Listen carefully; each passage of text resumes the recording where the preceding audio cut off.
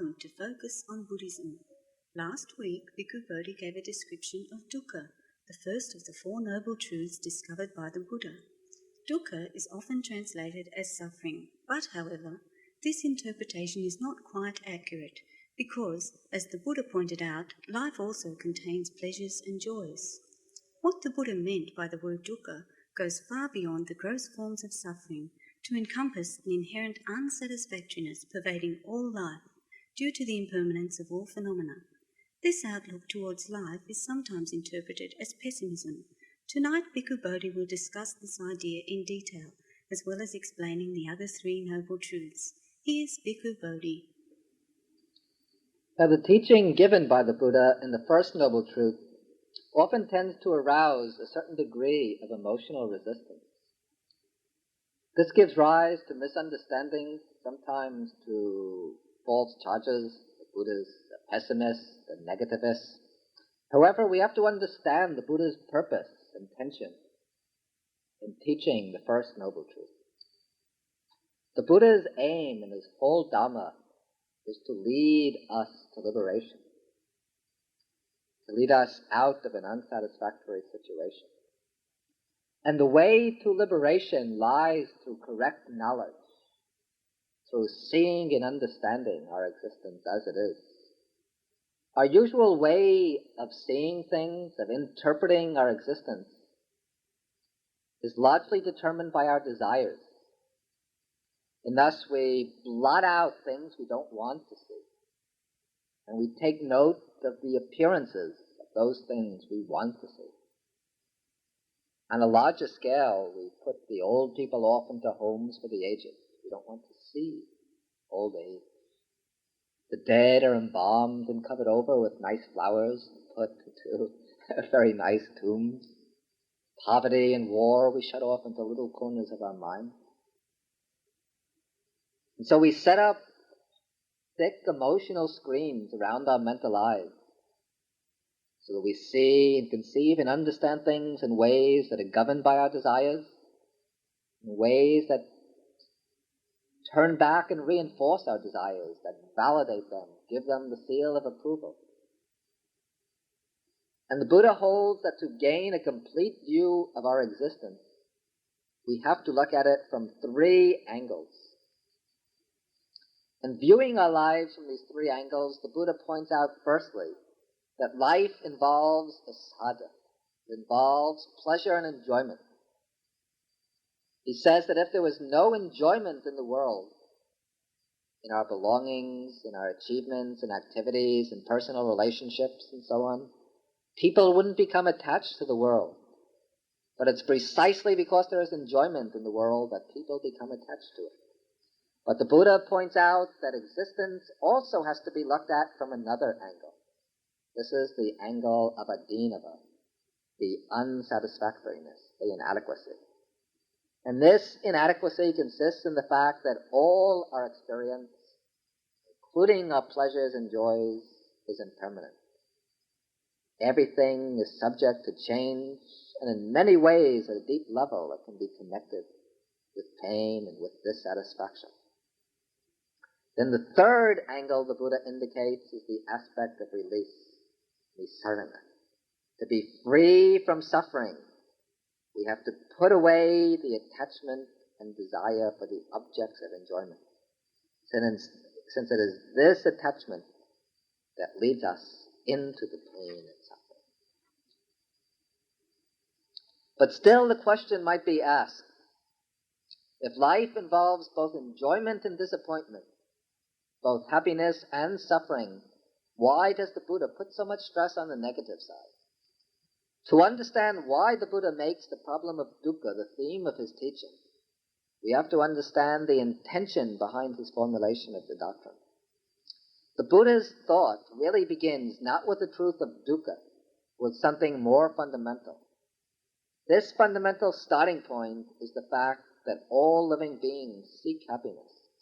But when we inquire into the nature of the happiness we seek, we find that it is a state free from suffering. Now, if we reflect carefully, we'll see that a great part of our common experiences of pleasure and enjoyment is bound up in some way with pain. It involves a subtle kind of dissatisfaction. First, take sense pleasures. Sense pleasures give some amount of happiness, but they're bound up with excitement and with agitation. When we enjoy them, we tend to grasp them, to clutch them, to try to draw from them whatever enjoyment they can give. Now, enjoyment might be accompanied by anxiety and worry. We're afraid that the objects of pleasure will perish, be stolen, or lose their flavor. Or the people who give us pleasure will leave us. Or our enjoyment might be mixed with guilt when we enjoy them at the expense of someone else. The enjoyment leads to greater attachment. We cling even more tightly to the sources, to the sense enjoyment. Then, when the pleasurable objects or persons are lost, we feel sorrow and grief.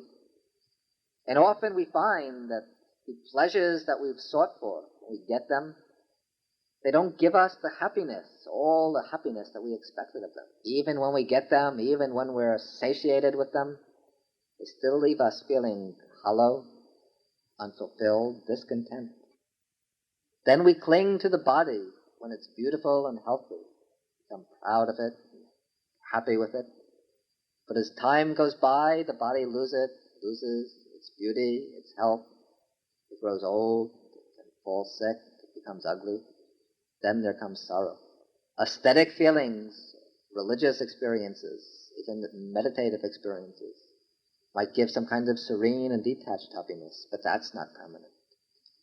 Personal relationships, these can be deeply fulfilling, but again, they're not stable.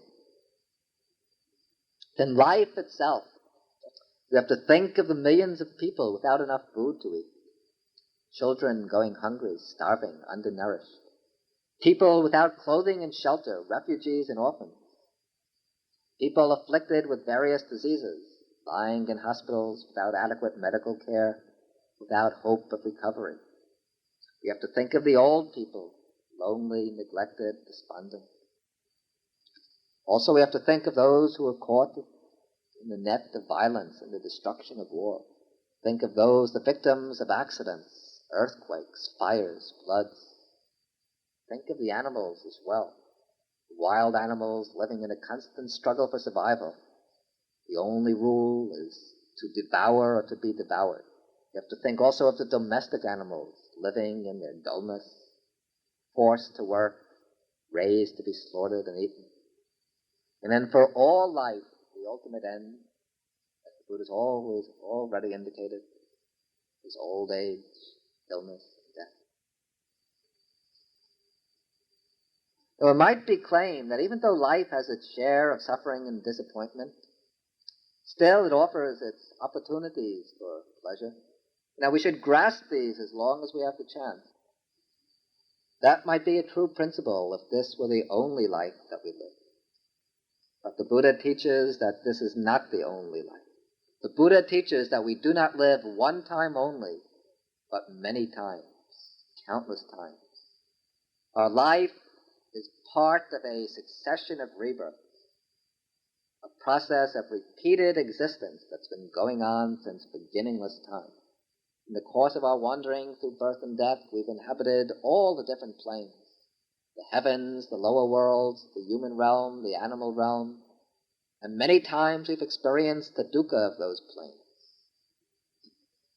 And our future is uncertain.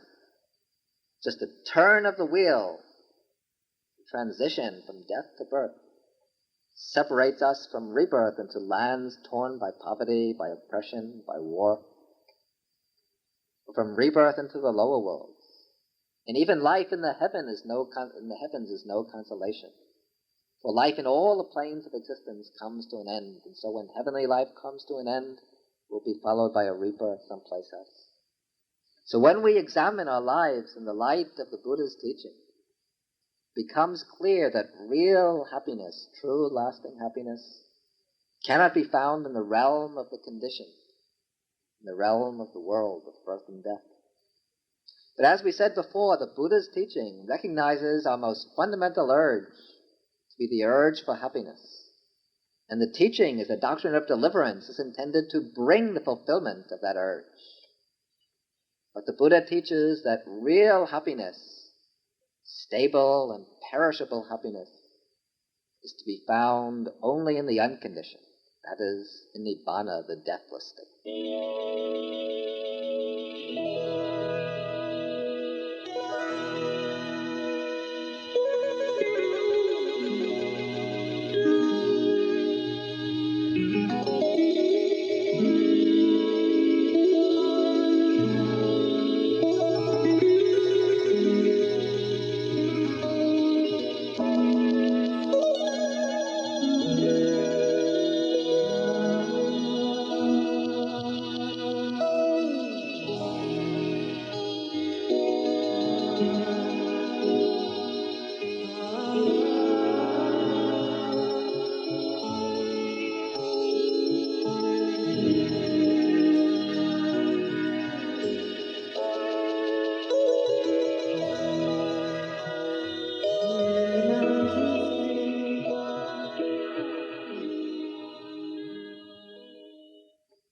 Now, different philosophies and religions give us different answers to the question as to why we're subject to suffering.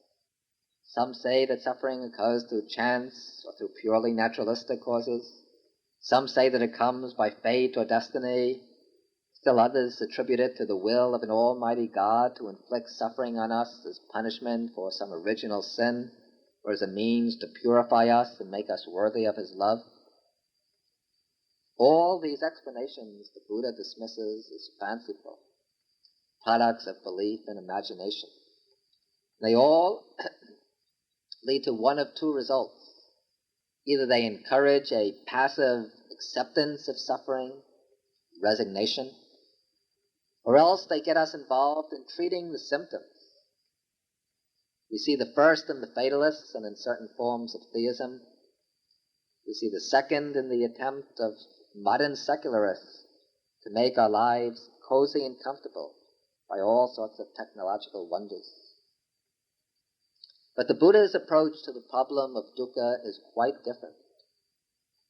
The Buddha's approach is to trace the problem to its cause, to its root.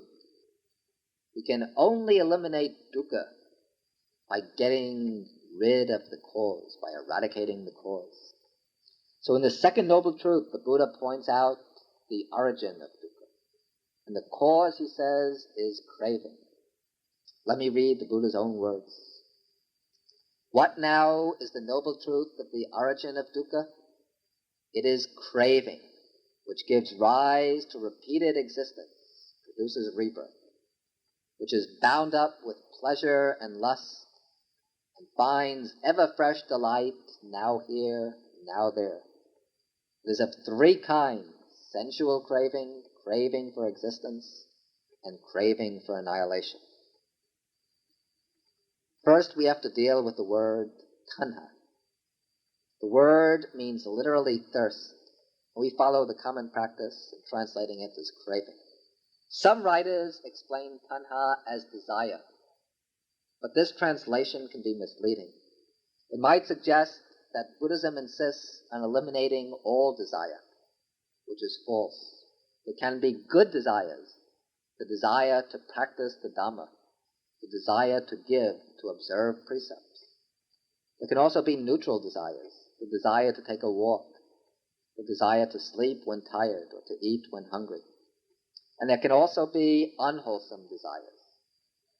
It's the latter desires, the unwholesome ones, that are meant by craving or tanha. That is, desire grounded in ignorance and delusion, in the drive for personal gratification. The desire seeking pleasure, power, high status for oneself. Craving is the active accumulator of dukkha, the factor which can be seen most clearly in the workings of our minds, and the factor which has to be brought under control in treading the path. But craving always works in a whole complex of factors. It's conditioned by ignorance, by the psychophysical organism. It's directed towards feelings, and it requires objects. It issues in clinging and grasping and holding. It builds up formations which perpetuate dukkha. The Buddha says that craving takes three forms. There's sensual craving, kama tanha, craving for existence, bhava tanha, and craving for annihilation, vibhava tanha. Sensual craving is desire for the five objects of sense pleasure. Craving for pleasant sights, sounds, smells, tastes, and touch sensations. Also for the enjoyable ideas, images, and so on based on those sense impressions. Then there's craving for existence, bhavatana. This is the desire for continued survival, the life urge, the drive to go on existing and to take on special forms. Then there's craving for annihilation, for non-existence, the wish for self-annihilation. This arises when the pain of life becomes so unbearable that one wishes to escape by annihilating oneself. Its most evident form is suicide, though it can also take on forms of self-destructive behavior. And now we have to see how craving originates dukkha. First, at the psychological level, we find that craving is the underlying root of unhappiness. Sorrow, grief, fear, worry, disappointment, all these can be traced to the desire for personal gratification. There are several stages in the psychological process by which craving leads into dukkha. First of all, at the very moment craving arises, it brings along a certain feeling of dissatisfaction, a tension causing pain and unhappiness. This feeling is born from the contrast between one's present state of lack, oneself without the object, and the possibility of fulfillment, oneself in possession of the object. This is the suffering of lack. Then to get the object, we have to search for it, and strive to acquire it. This is the dukkha of striving and seeking. Then once we get the object we want, then we have to protect it, to safeguard it, to make sure it doesn't get stolen, break up, perish. Thus our enjoyment of the object is accompanied by the suffering of protection. And then once the object breaks up or the loved one goes away, then there comes the suffering of loss, the suffering of deprivation. At a subtler psychological level, even when we get the objects we desire and can enjoy them freely, then if we examine our minds carefully, we find that simply yielding to desire doesn't bring deep satisfaction. It brings only a temporary gratification, which actually fuels the force of craving, so that craving arises more strongly in the future. That way, craving brings an even stronger inner dissatisfaction, a more compelling need to acquire new objects. Then, passing to a deeper level, we see a connection between craving and dukkha, in that craving is the force which fuels the round of rebirth, samsara. The Buddha describes craving as ponobhavika, leading to repeated existence, to new rebirth. As long as the body lives, the mind clings to it. Craving uses the body as its means for finding delight. At death, the body stops functioning, so it can no longer support the stream of consciousness. But the craving remains, so when the link between the mind and the body is broken at death, then craving drives the current of consciousness onto a new body. It latches onto a new body as its physical form, brings about rebirth. Now, in the third noble truth, the Buddha makes it known that this process of becoming doesn't have to continue indefinitely. He announces the cessation of dukkha. This is the dukkha nirodha arya satya, the noble truth of the cessation of suffering. And this truth shatters the charge of pessimism, reveals the great affirmation of the Buddha, the affirmation that suffering can be totally overcome, that a state of perfect peace is open and available. Now, the cessation of dukkha is arrived at simply by following through to its conclusion the logic of causality underlying the second noble truth. If craving is the origin of dukkha, then the key to putting an end to dukkha lies in eliminating craving. And so the cessation of dukkha is the complete cessation and elimination of craving. When craving is cut off, then all mental unhappiness comes to an end. The mind is utterly released from sorrow, worry, fear, grief, and distress. But this is not a mere negative state, but corresponding to the end of dukkha there comes the great peace, mahashanti, the supreme happiness, complete joy. The liberated one, the arahant, lives in perfect peace, always content, always serene and happy. He can still experience physical pain that comes to the body. He can still fall sick, and he has to grow old and die. But since his mind is released from all clinging, these cause him no disturbance.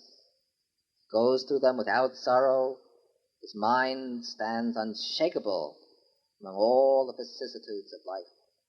Then, with his death, the whole process of becoming comes to an end.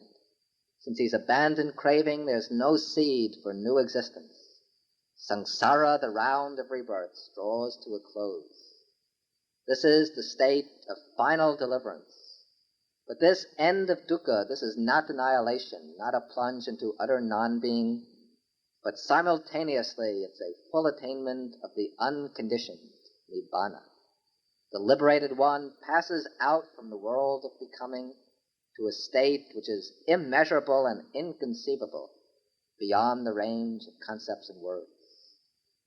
Thus, the third noble truth, the cessation of dukkha, is the reality designated nibbana. Then, in the fourth noble truth, the Buddha points out the way to bring about the end of dukkha, the path to reach nibbana. That way is the noble eightfold path, which consists of the 8 factors: right views, right intentions, right speech, right action, right livelihood, right effort, right mindfulness, and right concentration. This is a practical course of treatment which can be applied to our life to overcome the problem of dukkha. Now we conclude by explaining the functions to be performed with regard to each noble truth. For each of the 4 noble truths presents a challenge. It imposes a particular task which the follower of the Dhamma has to take up and fulfill. The first noble truth, the truth of dukkha, has to be fully understood. We have to understand the truth of our own existence, of our experience. And so the task imposed by this truth is full understanding, to understand our experience made up of the 5 aggregates. The second noble truth, tanha, or craving, also imposes a task. That is abandonment. We have to abandon craving, the craving which originates suffering. Then the third noble truth, the truth of the cessation of suffering, nibbana, that is to be realized, to be attained. The task is the realization of nibbana. And then the fourth noble truth, the truth of the path, that is to be developed, practiced, and cultivated. By developing the path, we come to the full understanding of dukkha. By understanding dukkha, we abandon craving. And by abandoning craving, we realize nibbana, the end of dukkha.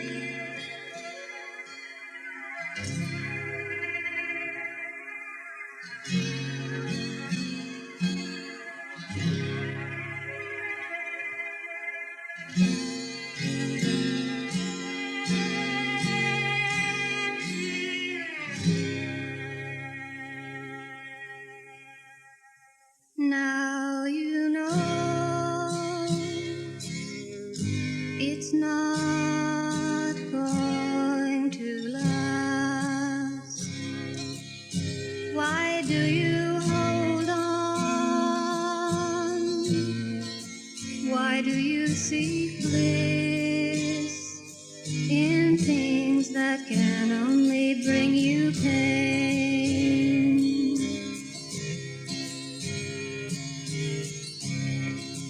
Birth and death, it happens very fast. No place solid to stand on. It's just emptiness, nothing but a springtime's dream.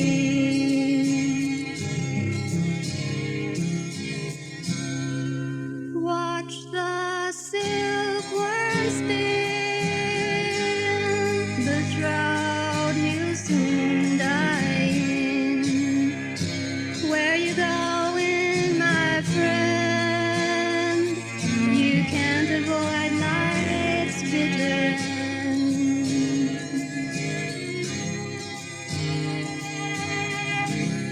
You can be free, you know. It's your life, it's your show.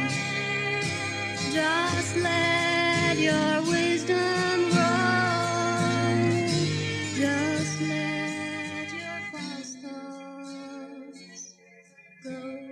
With that, we conclude our topic on the Four Noble Truths. On a future date, we hope to broadcast a separate talk on the Fourth Noble Truth, which is the path set out by the Buddha to end dukkha. Next week's speaker is Prakanti Palo, and the topic will be Buddha Points to the Mind. Once again, we wish to remind our listeners about the one-day seminar on Buddhist philosophy to be held at the Australian Buddhist Library on Saturday the 26th of October. A month-long retreat conducted by Venerable U Pandita Sayadaw from Burma is being held at Baradu from the 4th of November. Buddhist chanting and meditation is held every night from 6:30 to 7:30 at Wat Buddharangsi, 88 Stanmore Road, Stanmore. For further details about these events, ring 797-8085, 797-8085. These programs are being sponsored by Mr. Michel de Grief and are brought to you by the Buddha Dharma Society of Sydney. May you all be well and happy. Birth and death, it happens very fast. No place solid to stand on. It's just emptiness, nothing but a springtime's dream.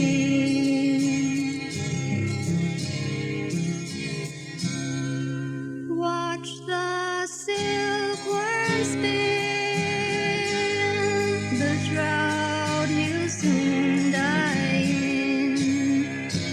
Where you going, my friend? You can't avoid life's bitter end.